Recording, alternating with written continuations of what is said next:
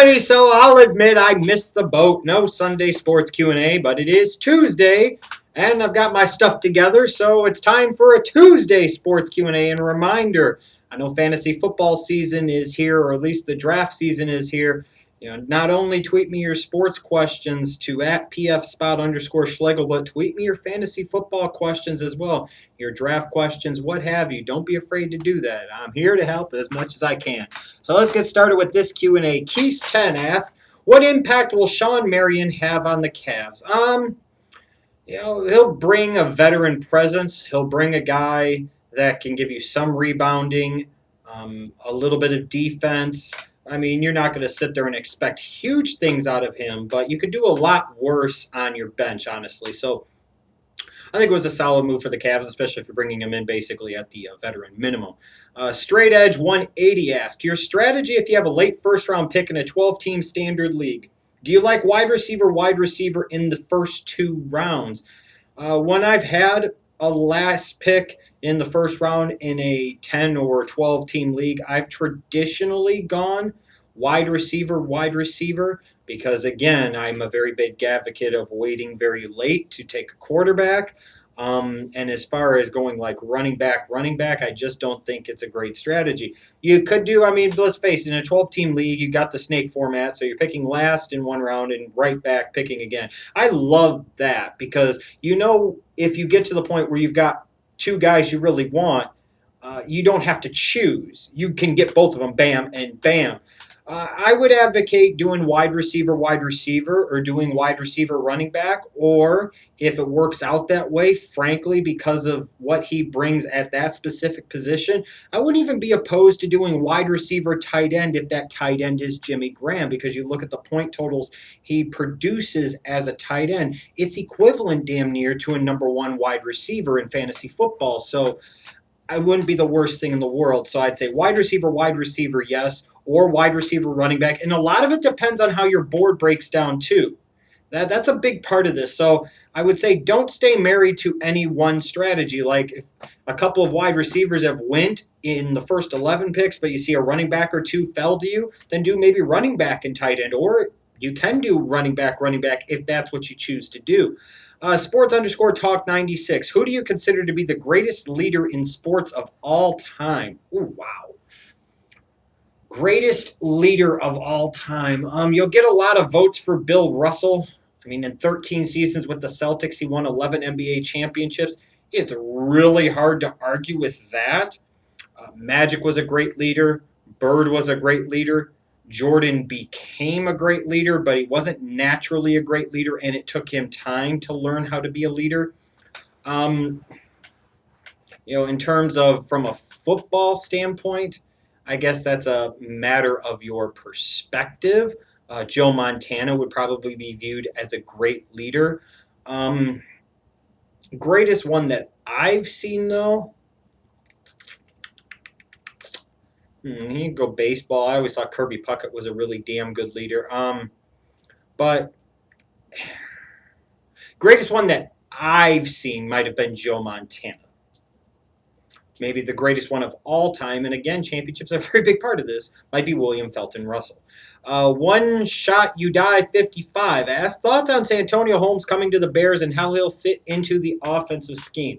Now, I don't have any grand delusions of greatness for Santonio Holmes, but this is a chance that they had to take. Frankly, even with all the dick-sucking and riding they were doing of Marquise Wilson, I still thought they should have been bringing Santonio Holmes into the fold. The Bears are criminally weak at wide receiver behind Marshall and Jeffrey. There's no question about it. And even with Wilson, all the talk about his great preseason, this is a guy who caught, 2 balls last season? That's a lot of hoping and wishing with very little to base it off of other than practice. They could have done a lot worse than bringing in Santonio Holmes. How he'll fit into the offensive scheme, I actually think he fits quite nicely playing out of the slot. How well is he going to play? I don't know, but it's not like it's an expensive gamble, and it's not like they have anything better, frankly, on the roster right now behind Marshall and Jeffrey. So You had no choice. You had to bring him in. And I think this is an admittance of failure by Phil Emery to properly address the depth behind Marshall and Jeffrey, something I've been screaming about all off season. I have no problems with the Holmes signing. I would have done the same thing. The only difference is I would have done it a lot earlier. I would have gotten him into camp at the very beginning, give him the full amount of time possible to acclimate to the system, get himself into game shape, and see what happens. Alex Shirley 10 asks, could Randy Moss have been considered the greatest wide receiver in NFL history if he tried harder or won a Super Bowl? I don't think Jerry Rice is viewed as the greatest wide receiver of all time because he won 3 Super Bowls. So I don't know that the Super Bowl thing really matters in the case of Randy Moss. Be different if they were both quarterbacks, but as wide receivers, not so much. That's usually not something you hear as a measurement for great wide receivers. If he tried harder, if he worked harder on a more consistent basis, if he stayed more focused on a consistent basis, could have possibly happened. The problem with Moss versus, let's say, a Jerry Rice is Randy Moss is the most physically gifted wide receiver I have ever seen. And again, I will emphasize even the guys like the Andre Johnsons, the Calvin Johnsons, the Julio Joneses, the A.J. Greens, some of these other wide receivers and other wide receivers we've seen over the years. The most physically gifted wide receiver I think there has ever been, and I most certainly have ever seen, is Randy Moss. And nobody to me as a wide receiver could physically dominate more when he was on than Randy Moss. The problem with Randy Moss compared to a Jerry Rice is that as Randy Moss would age, he would start to lose that one element that made him so great, and that was his speed. Sure, he was 6'4", 210 pounds, and he could jump out of the gym or the stadium, whatever you want to say. But, even if he would have stayed focused and consistently worked hard, at some point in time, he would have lost a step or two. And would he have really progressed in his route running to the degree necessary to offset that speed loss? I don't know. You look at Jerry Rice, here was a guy from the very beginning that had to rely on precise route running, yards after catch. So as he aged, he didn't drop off nearly as much as a Randy Moss did because Jerry Rice's game could pretty much be the same because it wasn't built on a whole lot of speed and quickness. Physically, the potential was there. I'm just not sure in reality if Randy Moss could have ever been the greatest wide receiver of all time. He's one of the best that I've ever seen, and to me, obviously a Hall of Famer, no question about it. Best Buy Rick 1 asks, hey, Schlegdad, are you going to do a video on the Michael Brown situation, how this seems to be happening more often now? I don't particularly plan on it. As far as, I know this isn't really a sports question, but you asked it, so I wanted to address it in case anybody else wondered. I don't think it's happening more often.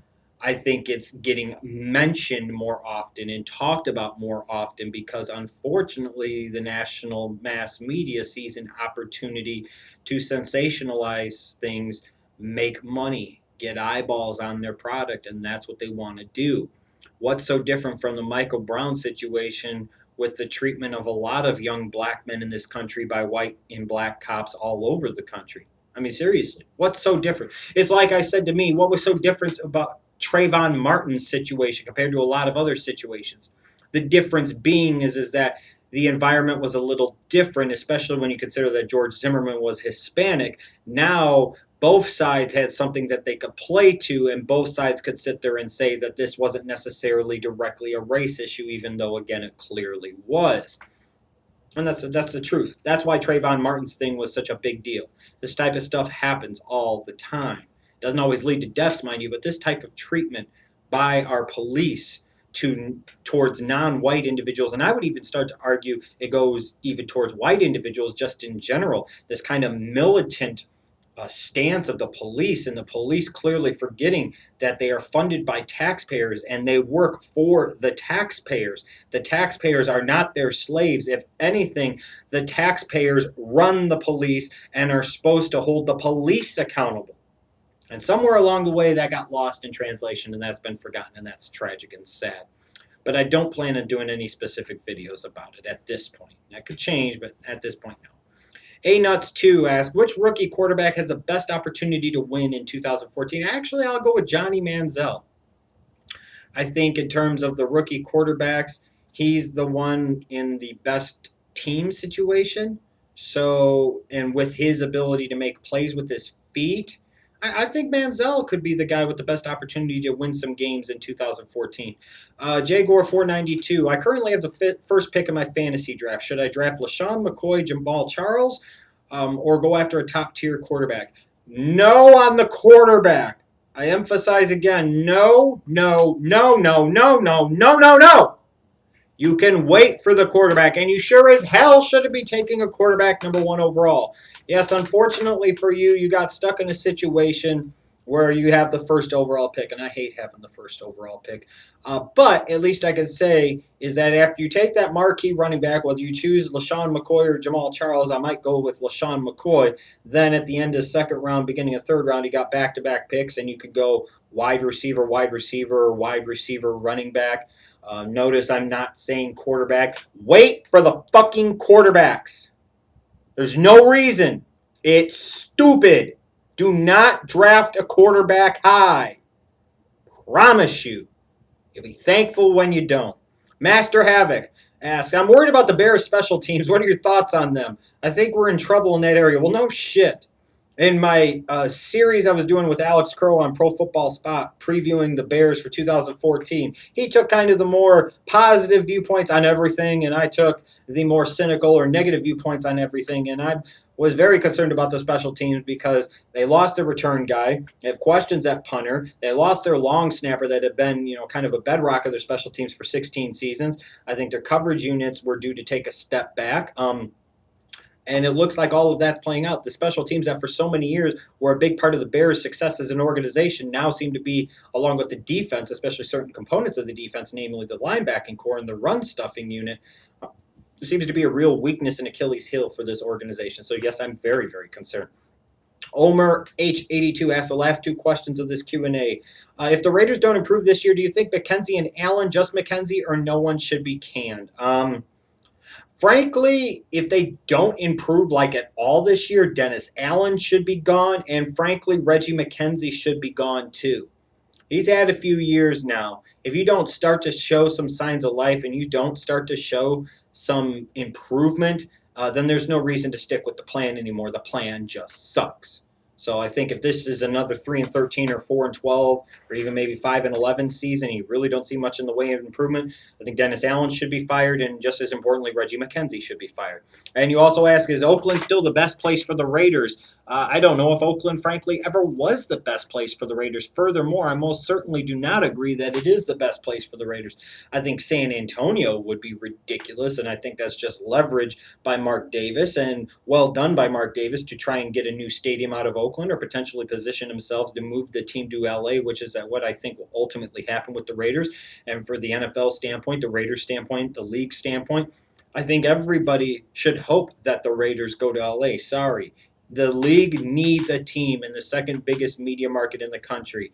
Why not go with a team that's been there before, that has a huge fan base there in Los Angeles? Makes too much sense for me to not just freaking do it. So thanks again to all of you that submitted your questions for this Q&A. Be back Thursday for another sports Q&A. Remember also you can tweet me your fantasy football draft or fantasy football in general questions. And hopefully I'll have another one for you Sunday. And I'll get back now. I had some stuff going on the past couple of days. Now I'm getting back into doing the rest of the team-by-team previews for the 2014 NFL season. Going to see 2, 3 to 4 a day until I get through the rest of the AFC. So stay tuned all week long for more content from me here on Schleg Daddy TV.